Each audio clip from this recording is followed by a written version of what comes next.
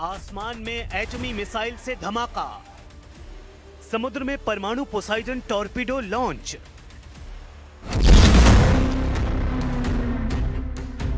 बम बारूद से 4 साल से चल रहे युद्ध का सबसे खौफनाक राउंड शुरू हो गया है। पुतिन ने महाविनाश के हथियारों को वॉर जोन में उतार दिया है। बैक टू बैक 2 एटमी धमाके कर पुतिन ने दुश्मनों के डार्क फ्यूचर की गारंटी दी है। यूरोप और अमेरिका अब पुतिन का परमाणु ताप झेल सकते हैं। पुतिन इतने क्रोध में हैं कि वो कुछ देशों को धरती के नक्शे से मिटा सकते हैं।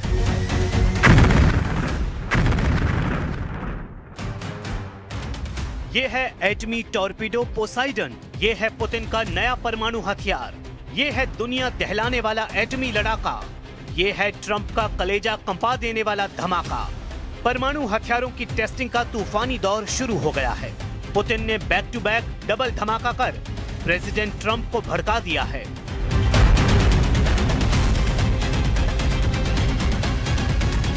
पुतिन की परमाणु चुनौती को कबूल करते हुए ट्रंप ने ऐलान किया है कि अमेरिका दुनिया में सबसे ज्यादा और विनाशकारी एटमी जखीरा जुटाना शुरू कर चुका है। मतलब ये कि अब अमेरिका रूस में एटमी टकराव को कोई टाल नहीं सकता है। ये दुनिया सबसे विनाशकारी युद्ध के कगार पर आ चुकी है। एटमी हथियारों की सनक का फाइनल राउंड पुतिन के 2 परमाणु परीक्षण से शुरू हो गया है। महज 8 दिन के अंदर पुतिन ने 2 परमाणु हथियारों के विस्फोट से दुनिया दहला दी है।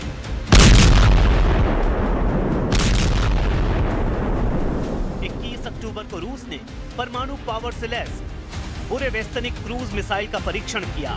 पुतिन की यह मिसाइल लॉन्च पैड से 14,000 किलोमीटर दूर तक एटमी धमाका कर सकती है। पुतिन की एटमी मिसाइल की ताकत का अंदाजा जब तक दुश्मन लगा पाते 29 अक्टूबर को उन्होंने दूसरा धमाका कर दिया है। रूस ने परमाणु क्षमता से लैस और परमाणु ऊर्जा से चलने वाले अंडर वाटर टॉर्पीडो पोसाइडन का पावरफुल टेस्ट कर तहलका मचाया है।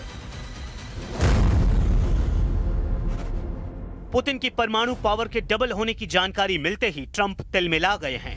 बुसान विजिट के बीच ही उन्होंने ऐलान कर दिया कि अमेरिका के एटमी कारखाने एक्टिव कर दिए गए हैं।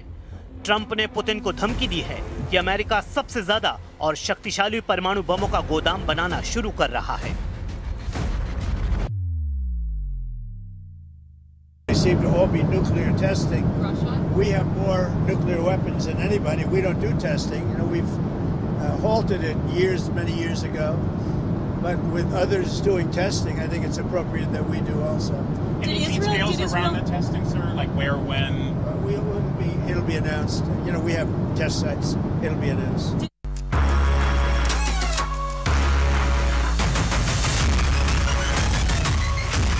बीते कुछ दिनों से पुतिन ने अपने हर कदम से ट्रंप को चिढ़ाया है। पुतिन ने ट्रंप से यूक्रेन युद्ध पर किसी भी डील से साफ इनकार कर दिया है। शांति समझौता टलने के बाद से पुतिन लगातार ताकत दिखा रहे हैं। रूस के हथियारों की जंगी ट्रेलर देखकर ट्रंप का दिमाग बहुत ज्यादा गर्म हो गया है। रूस ने जिस टॉर्पीडो का टेस्ट किया है उसे पुतिन ने दुनिया का सबसे विध्वंसक न्यूक्लियर हथियार बताया है। यहाँ तक कि रूस की शैतान मिसाइल से भी ज्यादा विनाशकारी है पुतिन की torpedo. But that's not all.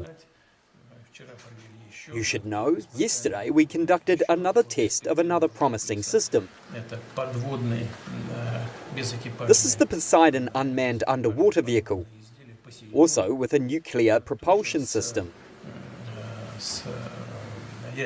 For the first time, we succeeded not only in launching it from a submarine using its booster motor, but also in igniting the nuclear propulsion system, which the vehicle used for a certain period of time. This is a tremendous success.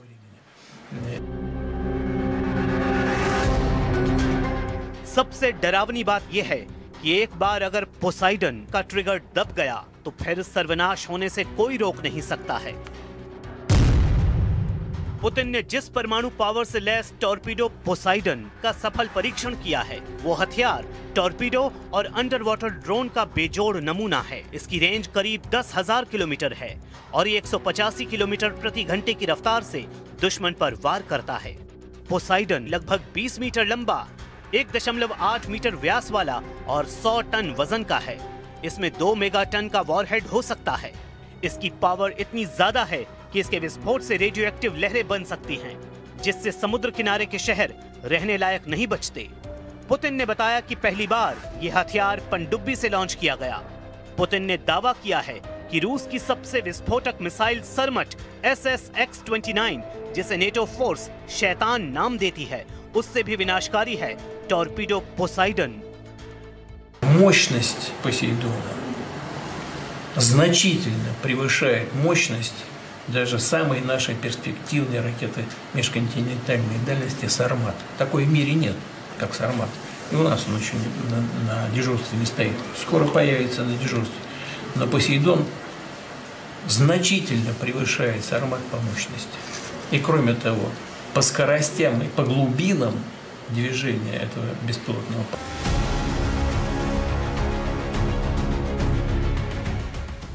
Putin ने रूस के नए एटमी हथियार को Greek लड़ाकू Poseidon का नाम दिया है। पुतिन ने पोसाइडन अमेरिका और नेटो की विस्तारवादी नीतियों का जवाब तक कहा है। पुतिन ने पोसाइडन की सबसे अहम खूबी इसके हमले में लगने वाली टाइमिंग को बताया है। प्रेसिडेंट ने दावा किया है कि पोसाइडन से दुश्मन पर हमले के लिए महज कुछ मिनट या सेकंड का वक्त लगता है। Вы делаете то, что делают ваши боевые товарищи, наши бойцы, офицеры. Это важнейшее дело, которым занимается сейчас страна. Обеспечивают свою безопасность, безопасность наших людей на длительную перспективу. Но не менее важно то, что мы за решением вот этих важнейших текущих проблем все-таки не забываем и о совершенствовании и укреплении нашего стратегического потенциала. Тоже слышали наверняка, совсем недавно была испытана. Есть нормальные условия старта. एटमी हमला कई घंटे, दिन और हफ्तों की तैयारियों के बाद ही मुमकिन हो पाते हैं, लेकिन रूस ने अब ऐसा हथियार बना लिया है जिससे पुतिन कुछ सेकंड में दुश्मनों को भस्म कर सकते हैं।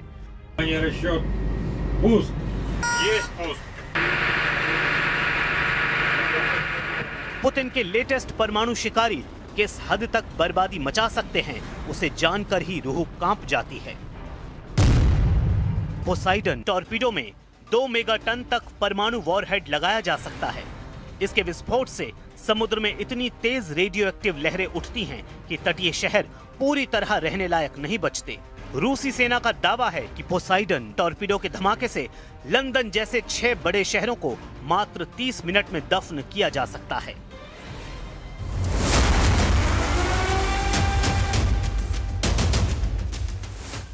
आसमान और समुद्र में परमाणु हथियारों का टेस्ट कर चुके पुतिन अभी रुकने के मूड में नहीं हैं। पुतिन ने अब अपना फोकस नेटो और यूरोप के देशों पर कर लिया है, जिनसे डायरेक्ट युद्ध में परमाणु टक्कर तय है। इसलिए पुतिन अपनी एटमी क्षमता को 2 गुना कर रहे हैं, जिसे देखते हुए अब प्रेसिडेंट ट्रंप भी एक्शन में आ गए हैं। ट्रंप ने पुतिन को 2 टूक जवाब देते हुए ऐलान किया है कि 30 साल बाद अमेरिका जिंदा एटमी बमों को एक्टिव करने जा रहा है। सुपर पावर के दुनिया के सबसे सीक्रेट हथियारों की साइट एरिया 51 को एक्टिव करने जा रहा है। ट्रूथ पर पोस्ट कर ट्रंप ने कहा कि अमेरिका के पास किसी भी देश की तुलना में सबसे ज्यादा परमाणु हथियार हैं। रूस दूसरे स्थान पर है और चीन काफी दूर तीसरे स्थान पर है, लेकिन 5 सालों में ये बराबरी पर पहुंच जाएंगे। दूसरे देशों के परीक्षण कार्यक्रमों को देखते हुए मैंने डिपार्टमेंट ऑफ वॉर को निर्देश दिया है कि वो हमारे परमाणु हथियारों का भी समान स्तर पर परीक्षण शुरू करें। ये प्रक्रिया तुरंत शुरू होगी। अमेरिका ने आखिरी बार पूरा परमाणु परीक्षण 1992 में किया था। उसके बाद से अमेरिका ने एटमी विस्फोट की जगह कंप्यूटर सिमुलेशन और सीमित सब क्रिटिकल टेस्ट कर हथियारों की जांच जारी रखी। लेकिन अब ट्रंप ने फुल फोर्स में परमाणु बमों को बनाने और उनके टेस्ट के ऑर्डर दे दिए हैं। द हिल्स के मुताबिक ट्रंप ने पेंटागन के अधिकारियों से यूरेनियम 235 और प्लूटोनियम 239 का उत्पादन फिर से शुरू करने का निर्देश दिए गए हैं।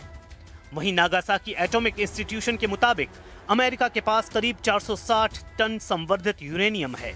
अमेरिका इतने यूरेनियम से कम 16,000 एटमी वॉरहेड तैयार कर सकता है। इसी तरह अमेरिका के पास प्लूटोनियम करीब 68 टन है, जिससे कम से कम 5,000 एटमी वॉरहेड तैयार हो सकते हैं। इन दोनों को जोड़ा जाए तो अमेरिका के एटम बमों की गिनती 20,000 के पार पहुंच जाएगी। इसके बाद एक झटके में अमेरिका रूस से 5 गुना ज्यादा एटमी पावरफुल देश बन सकता है।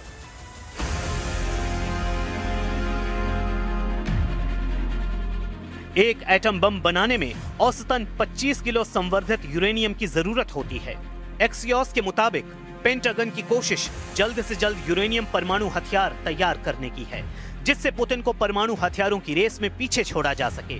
हालांकि एटमी रेस में प्रेसिडेंट ट्रंप अकेले हैं, जबकि पुतिन के साथ शी जिनपिंग, किम जोंग जैसे ताकतवर सुप्रीम लीडर हैं। किम जोंग उन ने पुतिन की वजह से ट्रंप से मिलना तक मंजूर नहीं किया है। वहीं ट्रंप ने किम से मुलाकात न होने की वजह खुद के बिजी शेड्यूल को बताया है। Did you ever get through to Kim Jong-un about setting up a meeting? Does he have a phone? We never were able to talk because I was so busy, and really this is why we came. I think it would have been maybe disrespectful to the importance of this meeting if we did that. So I'd come back with respect to Kim Jong-un. I'd come back if it was.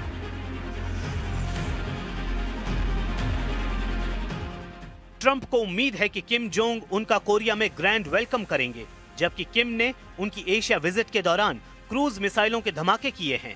Kim Jong ने भी एटमी race में खुद के पीछे न रहने का ऐलान कर रखा है।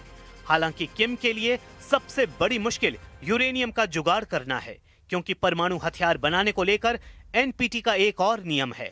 इसके तहत परमाणु हथियार के लिए बाहर से कोई भी मुल्क यूरेनियम और प्लूटोनियम नहीं खरीद सकता है।